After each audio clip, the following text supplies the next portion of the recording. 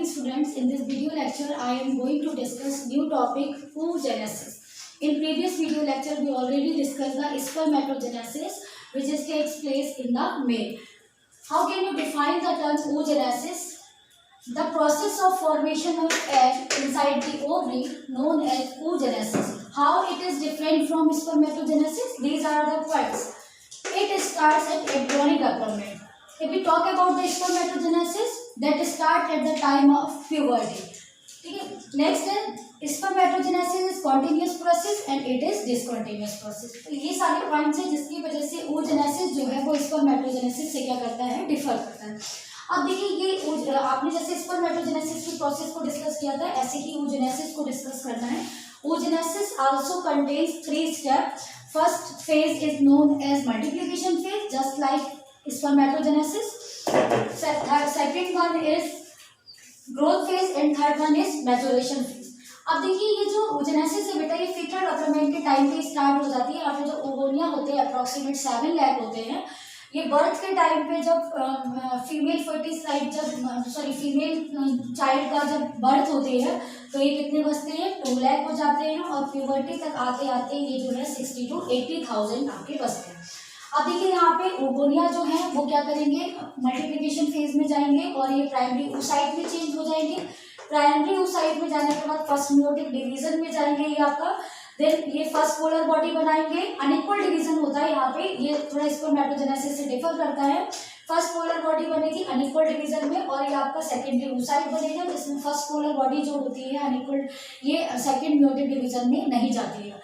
और भी secondary oocyte undergo second meiotic division. Again it goes second meiotic division, but this second meiotic division takes place at the time of when sperm penetrate the membrane of the ovum. तो ये थोड़ा सा याद रखना है कि second meiotic division ये secondary oocyte के ही फॉर्म में रहेगा.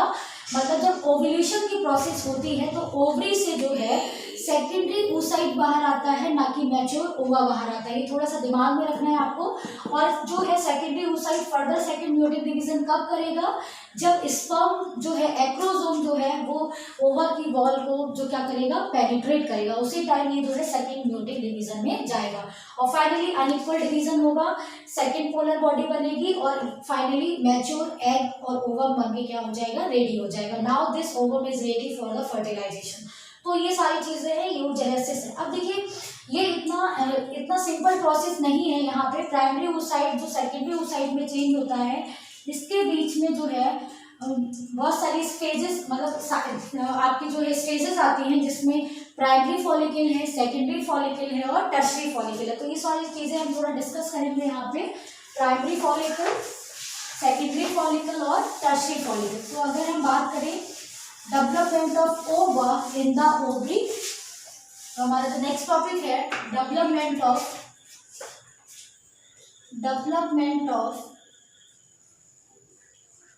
एग और ओवम इनसाइड द ओवरी. ठीक है, ओवरी की अगर हम बात करें तो ओवरी में ये जो आपने सेकेंडरी oocyte बोला है ये किस तरीके से स्टेज में होगा, किस तरीके से अगर हम डिस्कस करें. ठीक है, ओवरी है ये इस तरीके से. तो यहाँ पे क्या हुआ, पहले ये हमारे जो इस तरीके से ओवोनिया प्रेजेंट थे, प्राइमरी ओवोनिया प्रेजेंट थे. फाइनली जो है ये हमारा स्ट्रक्चर जो हुआ चेंज हुआ प्राइमरी फॉलिकल में. किसमें चेंज होगा, प्राइमरी फॉलिकल में चेंज होगा. प्राइमरी फॉलिकल में क्या होगा, प्राइमरी oocyte तो आपको पता है ना कि मल्टीप्लिकेशन फेज में जाने के बाद प्राइमरी oocyte होगा. जैसे मान लिया ये प्राइमरी oocyte है. प्राइमरी oocyte कैसे बनता है ये आपको पता है कि जो हमारा ओवोनिया था ये मल्टीप्लिकेशन फेज में जब जाता है तो ये चेंज हो जाता है हमारा प्राइमरी oocyte में. ठीक है, अब ये किस में चेंज होगा, प्राइमरी फॉलिकल में चेंज होगा. अब कैसे चेंज होगा ये चीजें आपको डिस्कस करनी है. ये प्राइमरी फॉलिकल में कैसे चेंज होगा, इसके बाहर जो है कुछ और सेल जो थी, ओवोनिया जो थे, प्राइमरी ओवोनिया जो थे वो इसके चारों तरफ इस तरीके से क्या हो जाते हैं, गैदर्ड हो जाते हैं. Now this layer is known as granulosa. क्या बोलते हैं आप, जो सेल्स इसके चारों तरफ अराउंड हुए इसको हम नाम देते हैं ग्रैनुलोसा से. क्या बोलते हैं हम इसे, ग्रैनुलोसा सेल, या आप इसको लेयर बोल सकते हैं. तो ये जो स्ट्रक्चर हो गया प्राइमरी फॉलिकल.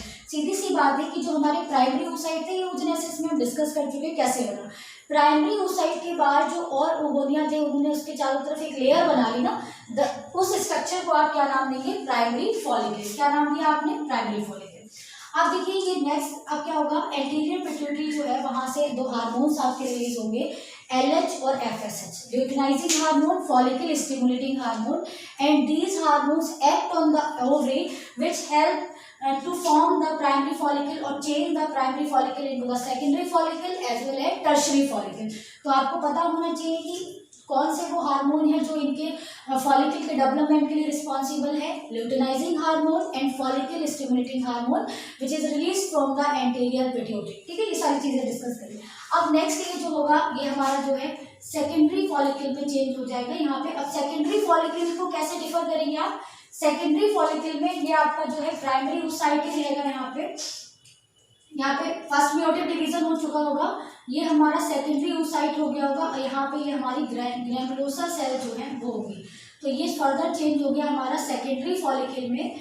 यहाँ पे क्या हो गया है बेटा, फर्स्ट मेयोटिक डिवीजन कंप्लीट हो गया है, तो प्राइमरी oocyte किस में चेंज हो गया, सेकेंडरी oocyte में चेंज हो गया है, और ग्रैनुलोसा सेल इसकी तरफ ऐसे ही। नेक्स्ट ये हमारा चेंज होगा टर्शरी फॉलिकल में, किसमें चेंज होगा, टर्शरी फॉलिकल में चेंज होगा। टर्शरी फॉलिकल को हम नाम देते हैं ग्रेफियन फॉलिकल, इसका हम नाम मैच्योर फॉलिकल भी बोल सकते हैं या फिर Graafian follicle. How it is differ from secondary follicle, यहाँ पे बहुत स्ट्रक्चर में बहुत सारे चेंजेस आते हैं। पहला तो क्या होता है कि इसमें जो है सेकेंडरी oocyte में क्या होता है कि यहाँ पे जो है एंट्रम बन जाता है। एंट्रम इसकी पहचान है, इसमें कैविटी बन जाती है इसमें। तो इसका स्ट्रक्चर की अगर हम बात करें तो कुछ इस तरीके का स्ट्रक्चर बनता है। ये हमारा सेकेंडरी oocyte है, यहाँ पे दो तरीके की लेयर बन जाती है। ये किस तरीके से लेयर हो गई, जिसको हम जोना पेलुसिडा बोलते हैं। इसके बाहर एक और सेल्स बन गई जिसको हम कोरोना रेडिएटा बोलते हैं, कोरोना रेडिएटा। और फाइनली ये जो है हमारा इस तरीके से एक स्ट्रक्चर बन रहा है, बेसमेंट मेम्ब्रेन हो गई, और इसके बाहर जो है इस अगेन ग्रैनुलोसा सेल्स है। ये ग्रैनुलोसा सेल्स वैसे ही रहेंगी। यहाँ पे आप ये समझ लीजिए कि इसमें फ्लूइड भर गया, तो ग्रैनुलोसा सेल थोड़ा बाहर की तरफ हो गई, और यहाँ पे अगेन दो लेयर बन के तैयार हो जाती हैं, थीका एक्सटर्ना और थीका इंटरना और theca externa. This is secondary oocyte। ये क्या है, सेकेंडरी oocyte है। ये डेवलपमेंट के टाइम पे 14th डे हो चुका है ऑफ द मेंस्ट्रुअल साइकिल, मतलब जो सेकेंडरी oocyte है वो बन के तैयार हो गया है। जैसे ही 14th डे आएगा यहाँ पे ऑफ द मेंस्ट्रुअल साइकिल, तो यहाँ पे LH सर्ज होगी, मतलब बहुत ही फास्ट यहाँ पे ल्यूटिनाइजिंग हार्मोन का जो लेवल है वो इंक्रीज कर जाएगा, जिसकी वजह से ओव्यूलेशन होगा, मतलब ग्रेफियन फॉलिकल जो है रप्चर हो जाएगी, और फाइनली ये स्ट्रक्चर जो है वो बाहर आ जाएगा। मतलब secondary oocyte contains zona pellucida, ये जोना पेलुसिडा हो गई, और इसके बाहर जो हो गई वो हमारी हो गई कोरोना रेडिएटा। ये स्ट्रक्चर बाहर आता है, ये वाला स्ट्रक्चर बाहर आता है जिसको हम बोलते हैं सेकेंडरी oocyte। ठीक है, and it is captured by the fibrin. ठीक है, ये सारी चीजें हो गई। एक बार मैं फिर से रिकॉल करा देती हूँ, आपको थोड़ी सी प्रॉब्लम हो सकती है। यहाँ पे क्या हो रहा है आपका डेवलपमेंट, आपने ये तो पढ़ लिया, oogenesis को हमने डिस्कस कर लिया था। अब ये है बेटा कि एग का जो फॉर्मेशन हो रहा है वो कई सारी स्टेजेस से होकर गुजरता है। वहाँ पे बहुत सारी इस तरीके की फॉलिकल्स बनते हैं। तो ये डेवलपमेंट कहाँ हो रहा है, ओवरी में हो रहा है। तो यहाँ पे सबसे पहले हमारे ओवोरिया थे, प्राइमरी ओवोरिया। तो यहाँ पे हमारा उन्होंने मल्टीप्लिकेशन फेज की, then it is change into the primary oocyte। Primary oocyte further change into the primary follicle. Primary follicle में चेंज होता है, कैसे स्ट्रक्चर में चेंज होता है कि जो प्राइमरी oocyte होता है उसके बाहर बहुत सारी सेल्स जो थे वो एक्स्ट्रा सेल्स जो थे वो इसके चारों तरफ अरेंज हो जाते हैं, जो ग्रैनुलोसा सेल्स होते हैं। फाइनली इसको प्राइमरी फॉलिकल बोला। नेक्स्ट ये फर्स्ट मेयोटिक डिवीजन में जाता है, तो यहाँ पे सेकेंडरी oocyte हो जाएगा, फर्स्ट पोलर बॉडी डिजेनरेट हो जाएगी, अगेन ग्रैनुलोसा सेल है तो ये सेकेंडरी फॉलिकल में होगा। फाइनली यहाँ पे एक सेकेंडरी फॉलिकल में फिर चेंज होता है, इसमें एंट्रम का फॉर्मेशन हो जाता है, इसको आप बोलेंगे एंट्रम। ठीक है, फ्लूइड फिल्ड कैविटी जो होती है इसको हम एंट्रम बोलते हैं, फ्लूइड फिल्ड कैविटी। तो ये सारी चीजें हैं, फाइनली ये सारी चीजें। तो इसमें क्या होता है, कुछ मेम्ब्रेन्स में चेंजेस आते हैं। सेकेंडरी oocyte के बाद दो सेल्स हो जाती हैं, पहली होती है जोना पेलुसिडा। कौन सी लेयर बनती है, ये हम इसका नाम दे रहे हैं जोना पेलुसिडा, जोना पेलुसिडा बोल दिया। इसके बाहर जो हो गई वो हो गई कोरोना रेडिएटा, ये नाम आपको याद रखने, कोरोना रेडिएटा, ये एंट्रम हो गई। इसके बाहर जो हो गई अगेन ये ग्रैनुलोसा सेल्स ही है, इसके बाहर ये थीका इंटरना हो गई, थीका इंटरना, और ये जो हो गई वो हो गई थीका एक्सटर्ना, थीका एक्सटर्ना, और इसको आप बोल देंगे बेसबैंड मेम्ब्रेन। तो ये आपका जो है डायग्राम, आपका डायग्राम पूछा जाता है एग्जाम में कि आप ग्रेफियन फॉलिकल का डायग्राम बनाइए, और एनसीईआरटी का क्वेश्चन भी है तो आपको ये पूरा डायग्राम बनाना है। Tertiary follicle also known as Graafian follicle. ये कब तैयार हो गई है? 13 डे तक ये तैयार हो गई, 14 डे पे हो गई है। और यहाँ पे इसी टाइम ये सारा फर्दर डेवलपमेंट किसकी वजह से हो रहा है? दो हार्मोन्स की वजह से हो रहा है, LH एंड FSH। लेकिन जब 14th डे पे आता है तो LH सर्ज हो जाती है। LH सर्ज का मतलब है कि luteinizing hormone attains high peak at 14 day, और फाइनली ये जो है ग्रेफियन फॉलिकल रप्चर कर जाएगी। Secondary oocyte with zona pellucidum corona radiata comes out and it catch by the fimbriae and it goes to the ampulla isthmus junction which are present in the oviduct and where it wait for the sperm and fertilization is takes place। तो ये सारी चीजें हैं, ये आपको मैंने बता दिया है। ये oogenesis कंप्लीट हो गई है, ओवरी में ये सारा डेवलपमेंट कंप्लीट हो गया है।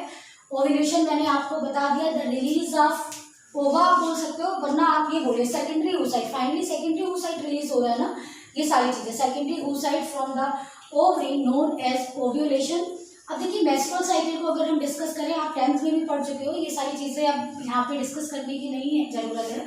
मेंस्ट्रुअल साइकिल आपको पता है कि it is occur in the female at the time of puberty. जब प्यूबर्टी आती है तो ये जो है 13 ईयर की जो एज है 11 to 13, ये प्यूबर्टी की एज है फीमेल में। तो यहाँ पे मेंस्ट्रुअल साइकिल क्या होती है? स्टार्ट होती है। जब मेंस्ट्रुअल साइकिल स्टार्ट होती है दैट इज नोन एज मीनार, और जब ये स्टॉप होती है 45 to 50 की एज में तो हम उसे बोलते हैं मीनोपॉज। तो ये सारी टर्म है, और इस मेंस्ट्रुअल साइकिल के ही पीरियड में मंथली प्रोसेस है, उसी में ये मतलब जो है ओवरी में जो ओवा का क्या होता है? डेवलपमेंट होता है। तो ये सारी चीजें आपका फाइनली जो हम नेक्स्ट वीडियो लेक्चर में डिस्कस करेंगे, fertilization and further embryonic development. Thank you, have a nice day.